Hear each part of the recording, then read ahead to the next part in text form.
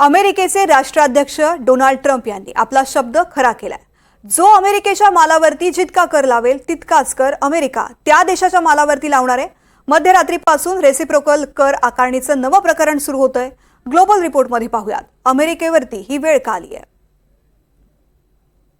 Tariff announcement will come tomorrow. They will be effective. 2 तारखेपासून अतिरिक्त करांची अंमलबजावणी सुरू होईल आणि यात कोणताही बदल होणार नाही। व्हाईट हाऊसच्या प्रवक्त्या कॅरोलिना लेविट यांनी पत्रकारांच्या टॅरिफ विषयीच्या प्रश्नांना एका वाक्यात उत्तर दिलं। मध्यरात्री अमेरिका जगातल्या सगळ्या देशांवर आयात कर लावणार ही आता काळ्या दगडावरची रेख आहे। जगानेही हे सत्य स्वीकारलंय। भारतीय शेअर बाजारालाही हे उमगलंय। म्हणून समसमान कर आकारणीच्या आदल्या दिवशी भारतीय बाजारानं भीती बाजूला ठेवून उसळी घेतली। लार्ज कॅप बँक्स किंवा बाकीचे मिड कॅप किंवा स्मॉल कॅप स्टॉक्स मध्ये जी ऍक्टिव्हिटी होती ह्याच्यावरनं मला असं वाटतंय की मार्केट हे ना या इव्हेंटच्या अगोदर जे व्हॅल्युएशन्स मध्ये जे करेक्शन आलेलं, म्हणजे मार्केट आता काही दिवसांपूर्वी 23,800-900 होतं, आता आपण 23,100 पर्यंत आलेलो आहोत। तर मला असं वाटतंय की या लेवल्सला एक इन्व्हेस्टमेंट, एक मीडियम टू लॉंग टर्मच्या व्ह्यूने मार्केटमध्ये इन्व्हेस्टमेंट्स आज आल्यात। आणि येस, ऑफकोर्स मला असं म्हणता येईल की हे जे टॅरिफचं जे प्रकरण चाललेलं आहे त्याच्यासमोर थोडीशी भीती नक्कीच मार्केटमध्ये कमी झालेली आहे। आणि व्हॅल्यू स्टॉक्समध्ये, ज्या स्टॉक्समध्ये पुढे जाऊन चांगले एक्सपेक्टेशन्स आहेत किंवा इमिजिएट ट्रिगर्स काही आहेत, त्यांना सपोर्ट करून आज काही मार्केटमध्ये इन्व्हेस्टमेंट्स बघण्यात आल्या। ट्रम्प यांनी सत्तेत आल्यापासूनच जगाची अर्थव्यवस्था अस्थिर करण्याचा जणू चंगच बांधलाय। ट्रम्प यांच्या समसमान कर आकारणीच्या कक्षेत 4 प्रमुख देश येतात। पहिला कॅनडा, दुसरा मेक्सिको, तिसरा चीन आणि चौथा भारत। कॅनडा आणि मेक्सिको हे अमेरिकेचे 2 सर्वात मोठे निर्यातदार देश आहेत। अमेरिकेतील लोकांच्या दैनंदिन वापराच्या जवळपास सगळ्याच गोष्टी, म्हणजे अगदी गाड्यांपासून ते साबणापर्यंत कॅनडा आणि मेक्सिको मधून आयात होतात। तिकडे चीन आणि भारत अमेरिकेपासून दूर आहे। मसाले, नगदी पिकं, इलेक्ट्रॉनिक्स, तयार कपडे, तयार दागिने, चामड्याच्या वस्तू या आणि अशा अनेक जिन्नसांसाठी अमेरिका मोठी बाजारपेठ आहे। भारतीय IT कंपन्यांनी तर अमेरिकेतील सॉफ्टवेअरची बाजारपेठ काबीज करून टाकली आहे। पण आता ही स्थिती बदलणार आहे। How do they think they have a chance of doing better actually with the tariffs? It can actually help them in a certain way. मला याची चिंता वाटत नाही। मला वाटतं त्यांनाही यातून फायदाच होणार आहे। आणि मला वाटतं अनेक देश अमेरिकन मालावर लावण्यात आलेला कर कमी करतील, कारण ते अवास्तव कर आकारणी करतात। अमेरिकेचा वापर केला गेलाय।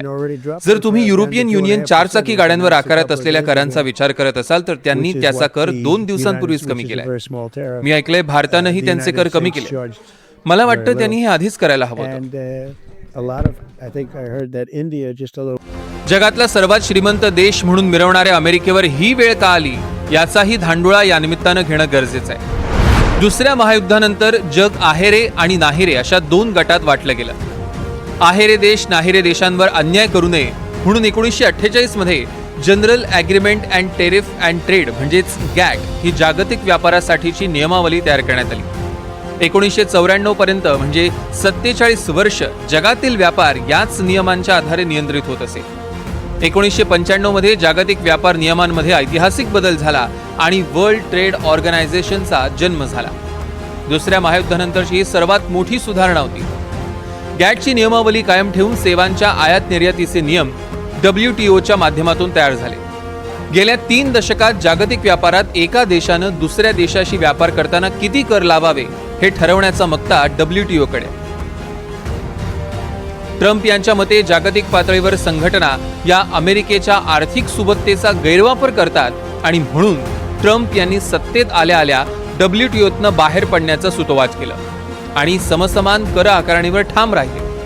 जेव्हा आपण बॅलन्स ऑफ ट्रेडचा विचार करतो आंतरराष्ट्रीय व्यापारामध्ये, तेव्हा अमेरिका ही उत्पादन क्षेत्रावरती त्या मनाने त्यांनी काही गेल्या दशकामध्ये कमी लक्ष दिल्यामुळे मला वाटतं तिथे जास्तीत जास्त आयात वाढली। आणि या आयातीचं असं एक आहे की अमेरिका ही एवढी मोठी सुबत्ता आहे तिकडे, त्यामुळे जेव्हा देवाणघेवाणीचा प्रश्न येतो तेव्हा बाकीचे देश हे अर्थातच आपल्याला माहिती की 3 नंबर 4 नंबर 2 नंबर त्याच्या खूपच खाली होते, मग युरोपियन देश सुद्धा असतील।